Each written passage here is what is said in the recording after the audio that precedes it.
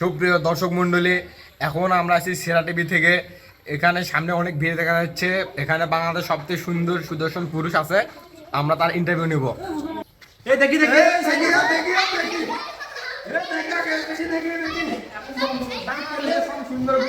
Audience, অনেক কষ্টের পর আমরা আসলাম সুদর্শন পুরুষের কাছে। আসেন আমরা তার কাছ থেকে ইন্টারভিউ নিই। আপনার এই সৌন্দর্যের পিছনে সবচেয়ে সুন্দর পুরুষ হওয়ার পিছনে রহস্য কি? আপনার পিছনে কাহিনী কি একটু বলবেন?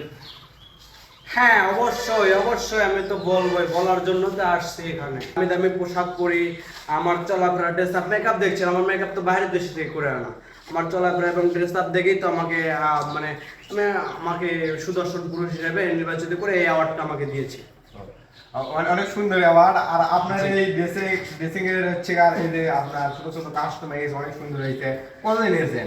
এটা বাইরের দেশে থেকে, আমরা বুঝবেন না, ডলার বুঝেন, ডলার ডলার বুঝবেন না। লাগাবো কি?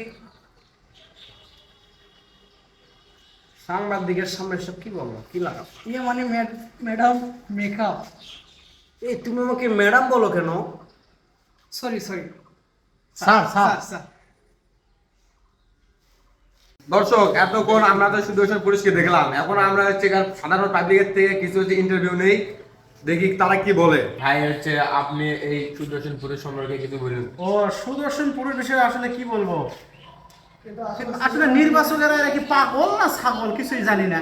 এর কি আছে মানে আসলে সম্মানটার কথা বলতেছি, এটা কেমন মেয়ে না ছেলে আসলে আমরা বুঝতে পারতেছি না। এরকম সুদর্শন পুরুষ যদি নির্বাচন করে তাহলে আমরা পুরুষের জীবনটাই আমাদের ব্যাপার।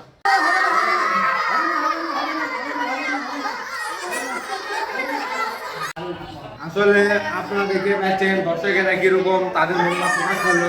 আসলে সে হচ্ছে বেটা না পুরুষ না মহিলা কিছু বোঝা যাচ্ছে না।